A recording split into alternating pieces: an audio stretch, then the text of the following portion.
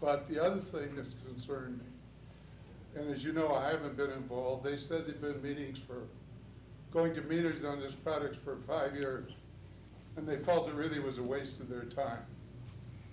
And I don't know who they were talking to, the state. They said they'd come to the meetings, and they didn't think that anyone had listened to them on any of their ideas at all. Now, when it got to the residents weren't as strong. In fact, I felt but it was amazing, all of them felt the real problem was the bridge. But out of 5, 4's answer was, it's better to do something than nothing, which I did not consider too really strong advocate for the bridge. Well, or for the construction project. But as I learn more, I'll come back and share with you. Thank you, Mr. Rowland. May I ask you a question? Sure. When you were talking to these people, did anybody mention, you said they were in favor of one underpass instead of 2. Did anybody mention using the money from the other underpass to do the bridge? Well, that's what they wanted, and that's why I've talked with Trevor. What they really want to look at is to have some magnitude cost. Like, what does an underpass cost? What does it cost to raise the highway? They want to know where the money's being spent, and they have a feeling that the bridge could be fixed, I think, for like 20, 30 million. And so they want us, their idea is, let's look at the cost options. And the businesses feel, well, like I said at the beginning, if you can do the bridge, we'd wait on everything else. But that's the core problem. The other thing they were concerned about is the design that didn't have any structural or any design features for 15th and 32nd. Okay. What bridge? Talking about the West Bridge. The Slough Bridge? The Slough Bridge. Oh, I thought you were talking to the big bridge. Oh, no. Oh. Any other members of the public? Mike? Hi, Mike Briggs. To refresh my memory, isn't this a state project? And they probably tell us what they're going to do or advise. They'll try to work with us, but it's still a state project. So addressing you is nice, but can't do anything about it.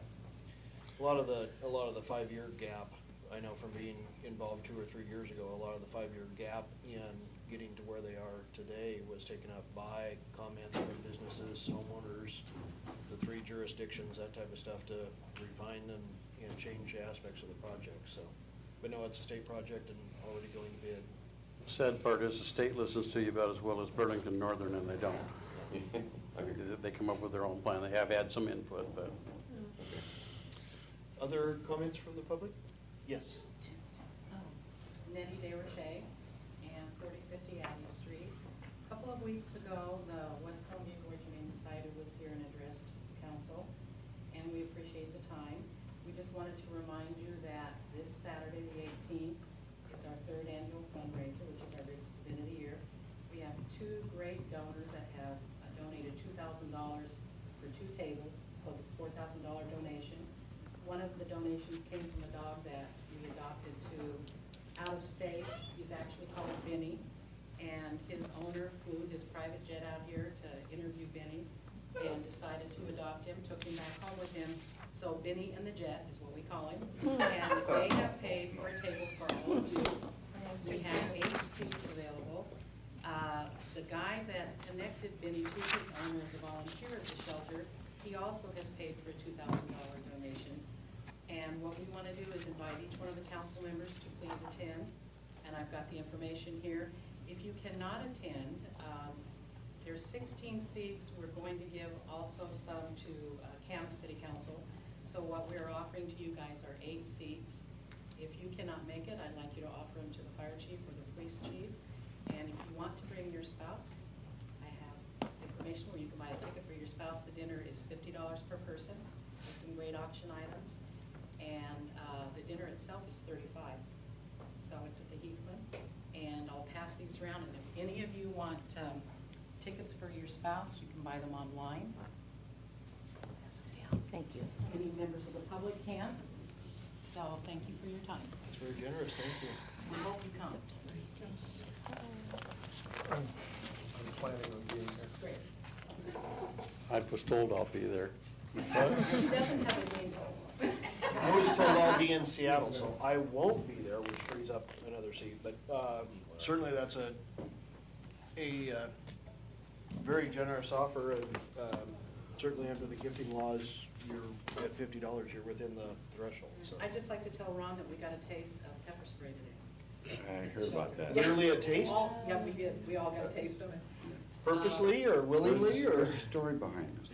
Ron got pepper sprayed and brought into the shelter, and when we went to chip him to see if he was microchipped, everyone started coughing, sneezing, sputtering, spitting, our eyes started, I mean, we had to call you guys and see what to do, so we had fun with the pepper spray today. Water, water, and more water. Yeah. And Annie, just so you know, in the future, my middle name is Benny. Oh, If he needs to adopt anybody else, okay. I'm available. He's a lucky dog, I'll tell you. Any other comments from the public? Okay, going into the regular agenda. Trevor, you've got a couple of items coming up. I do. First is a lease agreement for a copier down at the Operations Center. We solicited 3 bids. One was from Copytronics, Imperial Office, and Pacific Office Automation. We were under contract to this point with Pacific Office, and our contract was very similar to the 250 estimate that they gave to us again, so we shopped a little bit and found that similar type machine with lease agreement, parts, labor, toner was cheaper through Copytronics, which is still fairly local in Portland, Oregon. So that's the item. Did this particular copier just come straight in and hook up to everything you guys have already been doing? It wasn't a Right. different machine, it had to be? Yeah, part of the server scan capabilities, all the bells and whistles. We had originally purchased one 5 years ago outright, and in looking at the numbers between purchasing outright and leasing is beneficial as far as upgrading the piece of equipment to a newer model. So at this point, staff is recommending lease. Have we actually cut down on the numbers of papers that we copy? I know we've done an awful lot of changing onto electronic, and I just wondered if we've cut back on our usage of killing trees and. We have specifically with scanned copies, not making a paper copy of it and putting it electronic through an email. I've seen quite a bit of reduction. And here, obviously, you're printing on both sides, so that's. Yeah. Thank you for noticing. Other questions for Trevor? Okay. Formally, we call you Stormwater Capacity Grant Agreement. Yes, Good news item. municipal stormwater. Based off of our population and service size, there's a grant opportunity pass-through from Ecology, and it's specific to addressing stormwater management needs that protect or restore water quality. So you have multiple items in here that would be an eligible cost for utilizing this grant that has no stimulus dollars attached to it. Design a project, engineering, construct, feasibility, operation, and maintenance. At this point, in speaking with finance and our store manager, a one-time purchase, equipment purchase for the back truck made the most sense. Attached to that